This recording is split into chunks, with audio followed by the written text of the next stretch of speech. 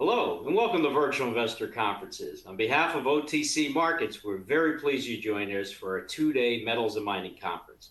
Our next presentation is from West Red Lake Gold.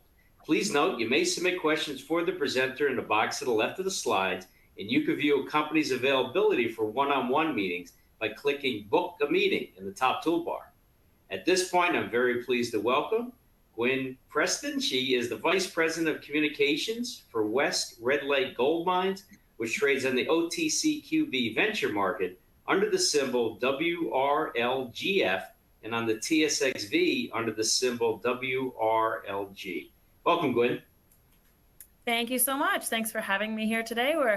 This was an opportune moment. We've had a lot of news. Well, we always have a lot of news, but I think in particular through the second quarter, we had a big amount happen at site. And so I'm keen to have this opportunity to just chat with everybody who's here, run through the story as it stands right now, and maybe look a little bit ahead to what might be coming down the pipes next for West Red Lake Gold. So this is who we are. I absolutely make forward-looking statements, so take your time to read those 2 pages of disclaimer at your leisure.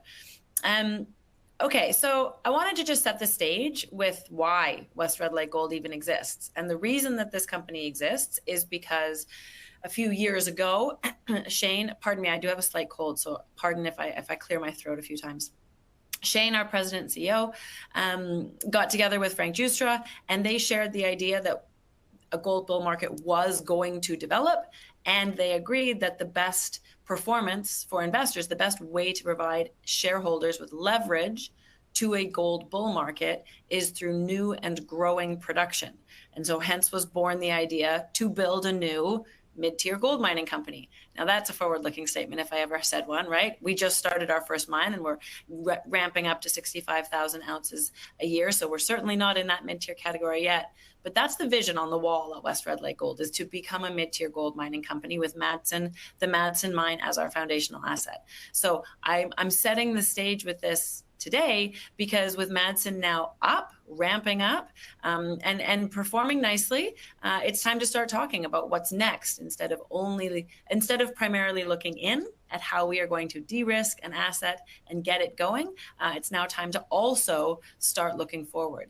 And of course, this is the reason to do it. I mean, I just had Raymond James put this slide together yesterday, this chart together yesterday. So this is, new and growing gold miners, producers with organic growth, or new producers, or those development companies that are in the process of re-rating to producers. And you can see how those companies are outperforming the GDX and the GDXJ. This is where investors go for leverage in a gold bull market, and West Red Lake Gold is entering this select group and is keen to sort of rise through it, so to speak.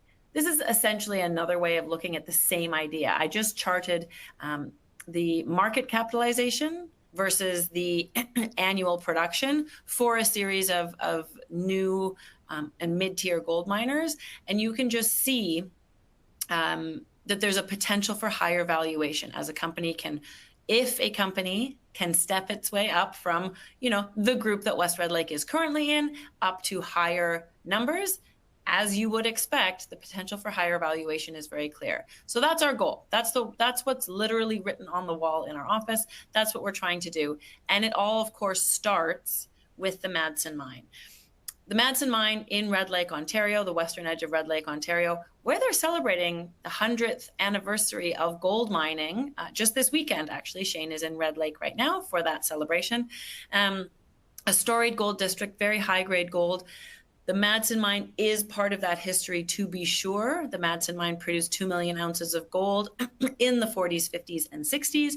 Then it was essentially dormant with some efforts here and there, but essentially dormant for many decades, until the pure gold era. That was an 8-year stint in which that company did a bunch of very good work, including 180 kilometers of drilling that defined the deposit that we still work with today, our 1.7 million indicated ounces at an average grade of 7.4 grams per ton gold. And then, of course, they put the mine into production, getting it permitted, put it into production. The short version of that story, I like to say they cut some corners along the way, did not realize the importance of those corners. And unfortunately, that led the mine to fail after only 14 months of commercial operations. About 8 months after that bankruptcy, West Red Lake bought the mine from Sprott Resource Lending, the senior secured lender to Pure Gold, who had ended up with the asset. And then we spent 2 years doing all the things that we realized needed to be done to get this thing going again in a successful and sustainable way. And we achieved that goal just 2 months ago in May when we restarted the Madsen mine. Now we're in the ramp up phase, pushing our way towards commercial production. And then we will get to the part that's 2026 onward, where we are looking to grow Madsen, add things to our production profile in the Red Lake area, test for new discoveries, see if we can consolidate some regional opportunities, and potentially repeat the entire process at another asset. But that's a very forward-looking statement. That's just, again, part of that concept that's written on the wall in our office. To focus, of course, on the Madsen mine, let's talk a little bit about that 2 years purchase to production. When I think about it, it breaks down into 2 categories of things that needed to be fixed. There was a set of technical errors, missteps, and there was a set of infrastructure that was lacking. And so on the technical side, what we really needed to do was develop a geology engineering workflow. So an amount of drilling and an incorporation of that drilling into a model, and then an engineering plan based on that model that worked, that enabled accurate modeling, resource modeling, and effective mining. And so we did that. We developed that workflow, and then we fed it with 90,000 meters and counting of definition drilling into the indicated or the known resource to upgrade our confidence in that ahead of mining, and of course testing the workflow with a bulk sample. On the infrastructure side, then there was a series of projects that we needed to do to set the mine up for efficient operations. And then overarching, or maybe underlying all of that, is just a drive to operational readiness. Mines are complicated machines, and you need to understand all of the bits, pieces of information, workflows, requirements that are necessary to support that machine. You need to get them in place, you need to test them, and then you're ready to actually operate the machine. So these are the things that we did over the last 2 years. A few of those deserve a little bit more comment. On the definition drilling, this is really the foundation of the previous failure. The previous operator mined a resource where the drill holes that informed the model for that resource were still on average 20 meters apart from each other. The rule of thumb in Red Lake and in systems like the high grade, narrow, nuggety gold that we have in Red Lake, the rule of thumb is that you need much tighter spaced drilling. In Red Lake, it's usually about 7 meters between your drill holes.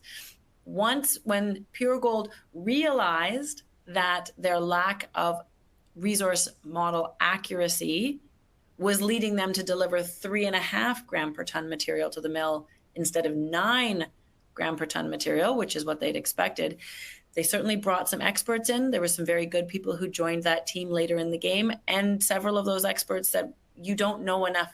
Your model is not sufficiently accurate, doesn't have enough resolution.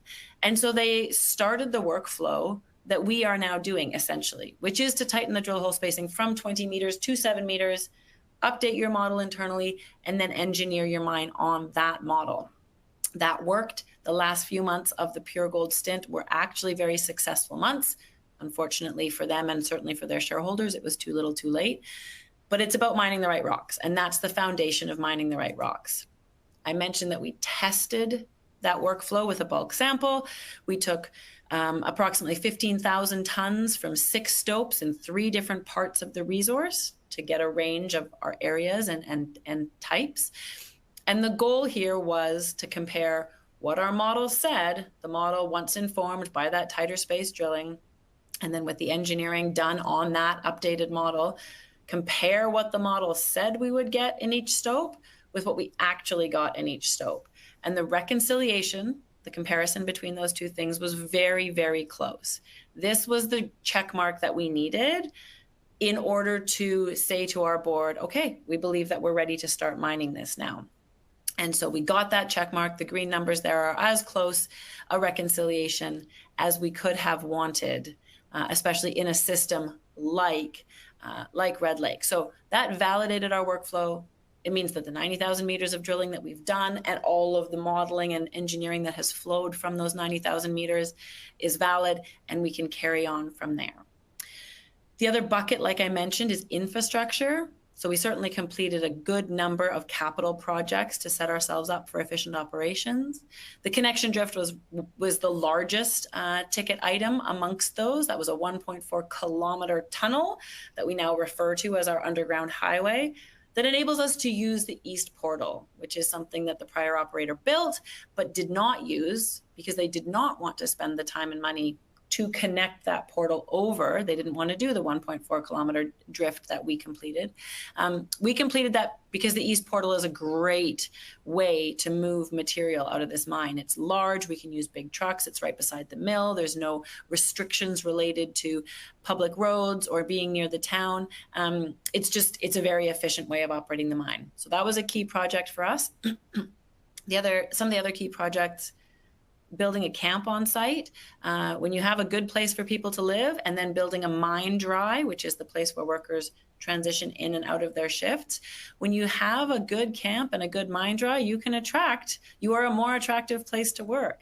We're lucky that we can pull about 60% of our workforce from Red Lake. That's really fantastic. But the other 40 we need to attract from farther afield. And so having the camp certainly controls our costs, makes it more simple, and attracts better workers. And workers are the foundation of our success. And so those were really important projects. We also did a tailings dam lift that was necessary and just drove a bunch more access into different parts of the deposit for that drilling and in preparation for mining. Oh, and we purchased 19 major pieces of underground equipment, amongst other things. So that was setting ourselves up. This slide is a summary of the news release that we put out in about the third week of June, which was our update, our site operations update. We do expect to put out another similar site operations update at the beginning of August that will cover the month of July. July has gone well at site for sure. When we put this one out, it covered essentially the first 5 or 6 weeks of ramp up, and we're very happy with how it's going. The grade ramped up as we transitioned from mixed remnant material from the bulk sample into just consistent mineralization from stopes, and we're seeing more equipment that we're waiting for arrive on site. Our recovery in the mill is really good. We've pushed the mill to 800 tons per day several times just to ensure that that's all working the way that it needs to. We're really, really happy with how ramp up is going, and keen to get this update out at the beginning of August to give everyone some view, an eye into how things have gone in the month of July. So that's sort of what got us to this point. And I like at this point to now shift to looking forward a bit. And that's really what investors always do. So let's talk about what the West Red Lake Gold investment thesis is. Everybody's seen, I would assume that most people on this call have seen the Lassonde curve, right? The project value curve for mineral projects. Now I've just changed the annotation on this curve so that it applies to the Madsen mine, which has not gone through, shall we say, a classic path from sort of discovery to build to production. That's not been the story for the Madsen mine. So I would say our goal as a company is to create value through new production. That's what I said right at the outset here. The Madsen mine was a perfect asset to do that. It had the ability to be pushed into production in a relatively short time frame, which we know is rare given permitting requirements and just engineering timeframes for mining projects. But it absolutely is it has been, still is to some extent, a show me story. This is a mine that failed in October of 2022 and eviscerated a lot of shareholder capital in the process. And so understandably, justifiably, investors wanted to see evidence that the fixes that we said would work indeed do work to unlock the value of the Madsen mine. And the bulk sample, when we demonstrated that what we said we'd mine aligned with what we actually mined, the bulk sample was our first opportunity to provide that evidence. So I suggest that the bulk sample results, which you can see with a green arrow there, those were sort of those marked the beginning of the Madsen mine's potential re-rate towards a successful gold mine, towards being valued by investors as a successful gold mine. They needed evidence first, and that's okay. We needed to provide that evidence, and we did. And now we need to continue providing that evidence through ramp up, and then chart the path to make sure that the market understands the full value potential that we see in the Madsen mine. So let's talk about that full value potential that we see in the Madsen mine. It starts with the pre-feasibility study. So we issued the pre-feasibility study. It's our study, to be sure. We issued it in January, and it certainly justified restarting this mine.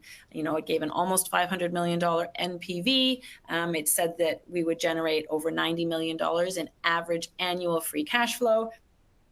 It made a lot of sense. So that is what we consider in terms of financial benefit from operating this mine. That's what we consider our base case. But, and there is an important but here, it is our base case. And the reason that it's our base case is because Madsen, it's a very conservative look at how to mine the mineralization at Madsen. And it's very conservative for a very specific reason. The reason is that we did that study, we started it in June of 2024, and it's a pre-feasibility study. Those are regimented studies. It had to use a 3-year trailing gold price in its mine design. So it used a gold price of just under $1,700 US. That means that the tons that went into the mine had to likely make money at $1,700 gold. That means that the mine design ended up being very focused on only the highest grade mineralization of the deposit. The resulting mine plan, like I said, still absolutely made sense, positive economic results. But it did limit what we mined at that deposit to only the highest grade bits. In reality, we are doing mine design at site. Mine design is always a combination of technical information, you know, how the rocks look, where the mineralization is, and economics. You you engineer your mine so that you can mine what's there and make the most money. That's the process. And so in mine design, we are using something close to the long-term consensus gold price, $2,350 approximately, is the gold price that we are requiring our tons to make money at. And when you do that, an important shift happens, which is essentially that you have larger stopes, and those stopes accumulate in what we call mining complexes. There's a few really important results from having larger stopes in mining complexes. First, larger stopes are more efficient to mine. You use long hole stoping instead of mechanical cut and fill or mechanized cut and fill. Long hole stoping is half the mining cost per ton. So to be clear, in our current 18-month mine plan, there is no mechanized cut and fill. It is all long hole, whereas the pre-feasibility study assumed it would be about half and half. So we are using a lower cost mining method. We are mining more tons. Those tons incorporate halo mineralization that was excluded in the pre-feasibility study because that low gold price only allowed the highest grade mineralization to become part of the mine plan. Importantly, while we are including halo mineralization, which certainly has the potential to bring our head grade down, the other really important factor is that while we do this, go through this process of mine engineering, it is of course being fed by our definition drilling. And when you tighten drill hole spacing from 20 meters to 7 meters, one thing that happens is that you encounter the high grade lenses that 20-meter spaced drill holes can miss. And so we are encountering more high grade We are adding high-grade lenses quite regularly, not in every spot, but quite regularly when we do our definition drilling. And then when we do our mine engineering, you add those high-grade lenses. You also add some of the halo mineralization that is economic to mine. And you end up with, we shall see exactly what the head grade is. At this point, we're saying that the head grades that we saw in our bulk sample in the 5.5 to 6.5 gram per ton range, those are a very reliable guide. But we need to do a few more months of mining to see exactly where that settles out. At the end of the day, what really matters is that this is an economic exercise. We are engineering this mine so that we make the most money from tapping this resource. And so mining wider widths at lower cost in a more efficient mine has dramatic benefit and enables us to mine more of this deposit, likely having a longer mine life. And while we do it, having a good workflow, mining the right rocks, means that we're tapping these nice high-grade lenses that we're encountering along the way. I'm going to go through the rest of this relatively quickly because I do want to leave time for questions, and I only have about 9 minutes left. So I said that we wanted to figure out where the Madsen mine might be valued if and as the market agrees that it is a successful new high-grade gold mine. So we start with that pre-feasibility study, and it has its valuations. Then you add in the benefits that we're seeing from how we're actually mining this thing relative to that pre-feasibility study. Mine more of the resource, longer mine life, produce more ounces, lower cost mining methods. Don't have to do as much development because you're not doing little tiny stopes and having to drive tunnels between them. You're taking the whole darn thing, and often adding high grade as you do the definition drilling. So those are the two fundamentals. Then there's two deposits that we already own that we would like to also mine. And then there's the potential to find even more. So very quickly, we did put out a PEA on the Rowan project 2 weeks ago now, a week and a half. I lose track of time. And the Rowan project is 80 kilometers away by road, 30 kilometers as the crow flies. It's got a really lovely, very high-grade resource that's near vertical and starts at surface. It will be an underground mine, but there's no need to build a mill at Rowan because there's lots of mills in the Red Lake area, certainly including the Madsen mill, which does have excess capacity. So we structured this PEA as a toll milling operation, sending those high-grade tons to another mill in the vicinity. And the Rowan project would produce over 35,000 ounces a year. So if you look at Madsen producing 65,000 and Rowan producing 35,000, that's already lifting us from that very first chart that I showed from 65,000 up towards the levels where the valuations in the market for our peers are notably higher. And I would point out that the IRR on this Rowan project is very high. 42% is a phenomenal after-tax internal rate of return. And the $70 million in CapEx, a modest number for getting a mine going. That money goes primarily to driving access, getting ready to mine underground, building a water treatment facility, and buying the equipment that you need to actually do the mining. And that capital is a few years out. We need to do another year of baseline environmental data collection and engineering, and then start a permitting process, which would be, I would say, 1 to 3 years, depending on how permitting shifts in Ontario end up playing out. Fork is a deposit that's right beside Madsen, not yet included in the mine plan. We see good potential to add a good number of ounces, half a year's worth, maybe up to a year's worth of mining ounces from that Fork deposit that's right near workings and at surface, just a value add. There's a huge amount of potential to find more mineralization at Madsen. I'm not going to dive into this right now because I do want to leave time for questions, but I'm happy to have conversations about this later. We did make that other discovery called Upper 8. It's in the other rock type, the ultramafic rocks, which are the rocks that host the 8 zone and the high-grade zone at the Red Lake mine. That's an ultramafic body. Those bodies in Red Lake have the potential, and certainly the 8 zone and the high-grade zone have very high grades. The indicated grade at our 8 zone is 20 grams per ton gold. Will, our VP of Exploration, came up with an idea to test up dip in the 8 zone, and we discovered Upper 8. It needs some more work, but it speaks to the potential.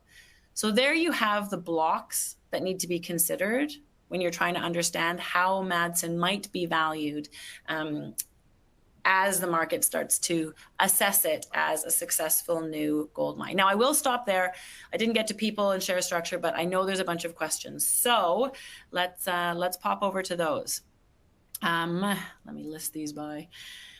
Oh, so okay. So someone asked a question, why did we do a royalty this week? And that's a very important question. I'm glad it was asked. We did not add a new royalty to the Madsen mine this week. The royalty that already existed on the Madsen mine, when we bought the Madsen mine from Sprott Resource Lending, we bought it for $6.5 million cash, a 1% royalty, and shares in our company that were paid out over time. It ended up being 50 million shares in our company.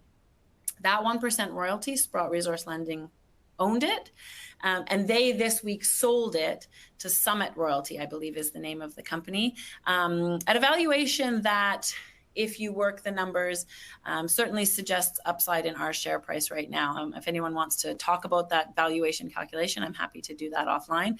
But we did not add a new royalty to the Madsen mine this week, so that's an important one. Someone asks about how we would potentially acquire another project and what sort of structure would we use. Well, lots of different structures are possible. We have cash flow, and importantly, we have a foundational asset now that gives us lots of opportunity, lots of different options for how to access capital. If you think about the way that I structured, the way that I positioned West Red Lake's goal, we want to be a growing gold producer. And so our ideal assets to acquire are producing assets. And when you have a producing asset, you can certainly take on debt on that asset. And there's lots of other similar options, whether it's a stream or a royalty or somewhat on a producing asset. Likely there would be a financing involved as well, but I don't want to try and say what the structure would be for an as yet undetermined asset or scale of opportunity. All I can say is that our goal in West Red Lake is to provide leverage to a rising gold market for our shareholders, while of course respecting and working with all of our stakeholders. And so that's going to be the goal behind any asset acquisition and the structure that backs that asset acquisition. Did West Red Lake have the option to buy back the royalty? We would have. We certainly did. It was for sale. We were aware that it was for sale. We didn't have $10 million available right now that made sense to spend on that royalty. Yeah, time, you're not always in charge of when these things happen. Okay, someone asks in the 10th, and we do this campaign of articles that we send to those on our mailing list. Someone says that in that recent campaign, the CEO mentioned the indicated resource count, which is 1.7 million ounces. And this questionnaire notes that that's quite different from the only 457,000 reserve ounces in the PFS. And why are those numbers so different? 1.7 million indicated ounces versus 450 odd thousand reserve ounces. That is the gold price used in the mine design of the PFS. That's what I was talking about. So there's this nice big indicated deposit. If you require the tons of that deposit to make sense to mine, to turn a profit at $1,700 gold, a good number of them fall off the table. We're not in consideration in the PFS. So only the ones that made it into the pre-feasibility study mine plan, those are the 457,000 reserve ounces. We expect that difference to be much less, which is to say we expect to mine much more of that indicated resource than is captured in that pre-feasibility study reserve because of the way that we are actually mining this deposit in this phenomenal gold price environment. Someone asks about forest fire risk. We haven't actually had any disruptions since we have been active at the Madsen mine for forest fires. The closest forest fire of late, there was one that got to be about 40 or 50 kilometers away. It certainly got pretty smoky at the mine site. I think it is still somewhat smoky right now, but there hasn't been any evacuation risk this year. Never know where a fire might crop up, but so far so good. Being beside a massive lake, and that fire that was recent was on the other side of the lake. These things also play into the risk. And then someone asks about, with West Red Lake being undervalued, how would you be able to acquire another mine? There's lots of creative ways to access capital. And I think what it really comes down to is a decision. I have this conversation quite often. Should we only focus on ramping Madsen up and proving the value of Madsen? We will do that. But we have good capacity in our office, and we want to grow in this market because we believe that that's the best way to provide leverage to our shareholders. And so that's the bite that we're going to choose. We're going to figure out how to do that in a way that makes sense for all of our investors. It is exactly 30 minutes since I started talking. So thank you all so much for being online. If anybody else has any questions, you can find us at westredlakegold.com. You can find me, G. Preston, at WRLGold.com. We're always happy to hear from you, and thank you so much for your time and attention today.